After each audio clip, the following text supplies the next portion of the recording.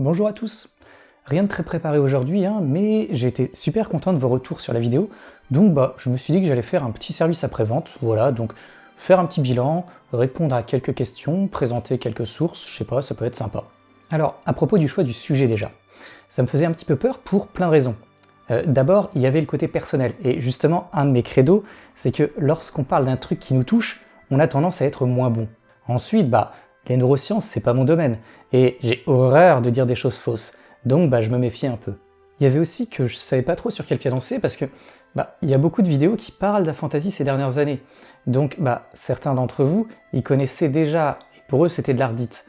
Mais d'un autre côté, grosse vidéo ou pas, ça reste vachement moins connu que la dyslexie forcément, donc j'étais un peu partagé entre le fait de présenter de A à Z, ou de faire comme si c'était évident. Bref, j'ai fait un peu un entre-deux, ça c'est limite, mais je suis à peu près content du résultat. Alors, un des trucs qui m'a motivé à faire ce service après-vente, c'est qu'il y a 6 mois, j'ai fait une vidéo sur le plagiat. Et justement, au montage, je prenais des captures du papier de Humbert Ross et je me disais que bon sang, je le collais à mort quand même, faudrait pas que je plagie sans m'en rendre compte, ça ferait un petit peu tâche. Donc, je crois que je le dis dans la vidéo à un moment, mais il m'a vraiment été utile et je veux rendre à César ce qui était à César. Pour le début de la vidéo, je savais ce que je voulais faire. Pour la fin, avec Vivian Chain, pareil, même si dans ma tête c'était un texte de Russell et je l'ai pas retrouvé. La synthèse de Humbert Ross, elle m'a été utile pour sa structure, que j'ai pas mal suivie au milieu de la vidéo, pour ses détails et pour ses références aussi, dont je manquais cruellement. Et puis, elle m'a vachement rassuré aussi parce que y a plein de petits trucs que j'avais notés, soit par introspection, soit via des témoignages. Donc, les retrouver chez lui écrit noir sur blanc, ça me faisait dire « Ok, go, je peux en parler ». Le vocabulaire de Flash, par exemple, on le retrouve chez lui, et moi je l'avais dans mon script. Donc quand je l'ai vu chez lui, je me suis dit « Ok, c'est pas bien grave, si c'est pas vraiment un concept, le Flash, on y va ». Venons-en aux commentaires. D'abord, merci. Que ce soit pour les retours d'expérience, super intéressant, ou pour ceux qui voulaient juste mieux référencer la chaîne, donc il y en a eu quelques-uns, l'intention est sympa, j'apprécie. Je vous propose d'en lire un ou deux, et de développer peut-être un peu ma réponse par rapport à ce que j'ai fait par écrit. Commentaire de Arferf 2869. J'ai cru que tu parlais de complotisme et de mystique.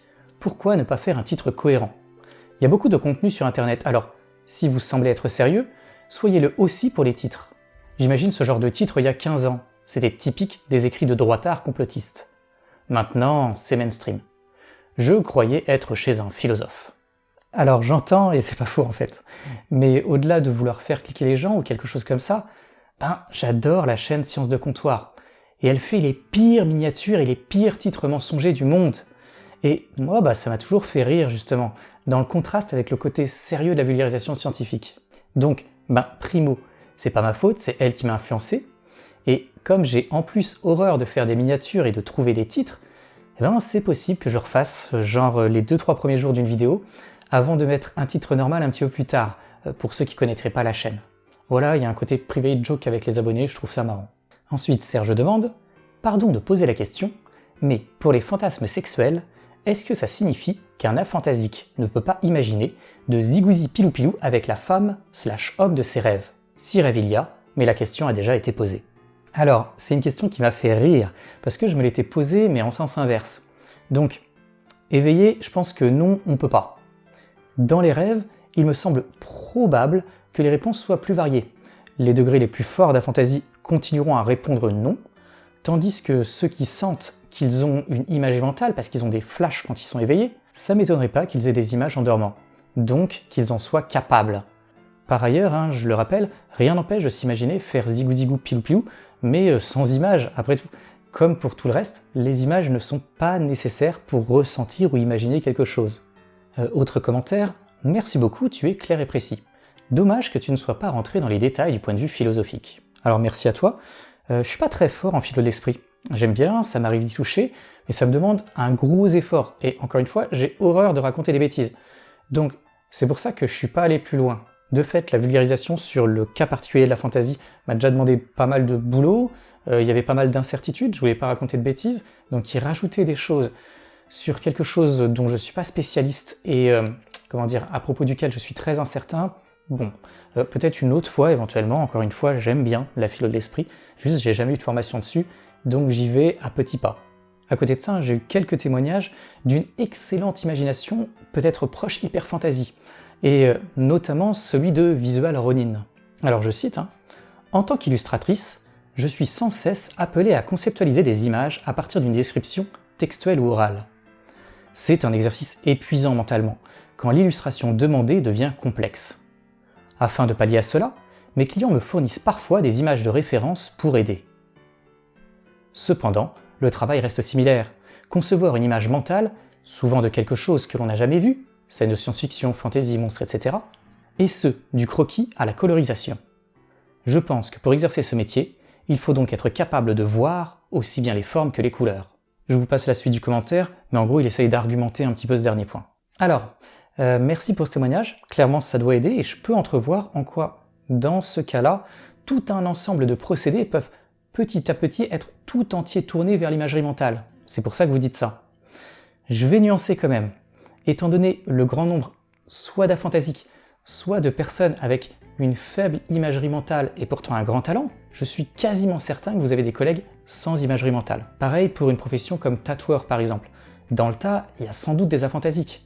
Par contre, là où je vous rejoins, c'est que je m'attends vraiment, si on faisait un sondage, à ce qu'il y ait effectivement moins d'aphantasiques que la moyenne dans votre métier, parce que comme vous, bah oui, ça me semble être un handicap dans le domaine. Il faut changer tout un ensemble de méthodes qui sont peut-être plus accessibles quand on a une imagerie mentale. Voilà, ensuite j'ai eu pas mal de retours sur l'expérience du carré rouge. Je vais pas les lire, mais j'étais assez naïvement surpris par les différences de vécu interne là-dessus. Bêtement, moi je pensais que ceux qui le voyaient, ils avaient une imagination fonctionnelle et puis basta. Mais non seulement certains disent qu'ils voient un flash de carré rouge, donc sans sensation de contrôle, et donc pas évident de savoir où on classe ça. D'autres décrivent une image beaucoup plus vivace que ce que j'affichais, mais encore de façon plus surprenante, certains ne voient pas le carré rouge, tout en étant tout à fait capables d'imaginer des objets plus complexes comme la lucorne. Et c'est pour ça que l'expérience du carré rouge, elle est pratique, elle est visuelle, je pense qu'elle est bien pour vulgariser, mais quand même, je regrette vraiment de ne pas avoir parlé du Vivi IQ. Donc bon, je vous propose qu'on regarde ça ensemble, je vous fais un petit tuto. Alors voilà, ça ressemble à ça. Donc j'ai tapé Vivi IQ français. Il y a une version qui est plus jolie en anglais, mais si vous avez besoin de parler français, clac. Et on a une traduction ici. Donc, ce qu'on voit, c'est, on va avoir plusieurs questions, différents items, et à chaque fois il va falloir dire 1, 2, 3, 4, 5. Donc 1, je vois rien. 2, image vague et imprécise. 3, image moyennement nette, vivace. 4, image relativement nette, presque aussi précise et vivace qu'une perception. Et 5, l'image est parfaitement nette, aussi précise et vivace qu'une véritable perception. Et le grand avantage par rapport au carré rouge, c'est que vous voyez, il y a pas mal de trucs, et donc on va pouvoir faire une espèce de moyenne. En gros, je crois, si je me rappelle bien, que la plupart des gens sont autour de 55-60 points, et que la fantaisie, on va avoir tendance à dire que ça commence autour de 20-30 points, dès qu'on est en dessous d'une trentaine de points, 20-30 points, quelque chose comme ça. Et donc bon, on peut en faire un pour voir un petit peu. Alors, imaginez attentivement une amie que vous voyez fréquemment, et qui n'est pas présent en ce moment. Et donc, on va vous demander d'imaginer le contour exact de son visage, de sa tête, de ses épaules, de son corps.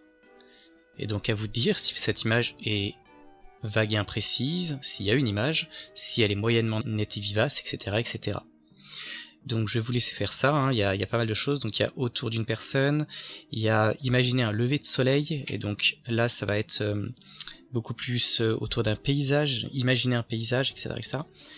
Il va y avoir des trucs un petit peu vicieux autour d'un magasin dans lequel on va souvent, et donc là on va essayer de se souvenir de détails en fait, et y compris de détails qui sont à côté du magasin. Donc je vous laisse faire ça, honnêtement en 5 minutes c'est fait, et c'est super intéressant, même si vous retrouvez en fait à quelque chose qui est 45, 50, 60, qui veut pas dire grand chose. Ça vous permettra, je pense, beaucoup mieux que ma vidéo de réfléchir un petit peu à comment vous fonctionnez. Vous allez vous rendre compte que pour certaines choses, vous avez une bonne imagerie mentale, pour d'autres pas du tout. Donc voilà, je trouve que c'est cool. Et pendant que j'y pense, justement, si on tape Vivi IQ français, chez moi on tombe sur un article de l'université de Bordeaux, hop, outils d'évaluation de la fantaisie. Et on retrouve en fait, bien sûr, le Vivi IQ, mais pas mal d'autres tests, vous voyez, il y en a pas mal, qui sont utilisés aussi pour essayer de montrer la pertinence du concept d'aphantasie, pour montrer comment ça fonctionne dans notre cerveau d'une façon un petit peu différente. Alors je vais pas mentir, hein, je connais pas ces tests-là, et il y a un cafard qui vient de tomber de la fenêtre ouverte, et donc je vais paniquer. Voilà, très bien tout ça, mais j'ai un meurtre à faire là.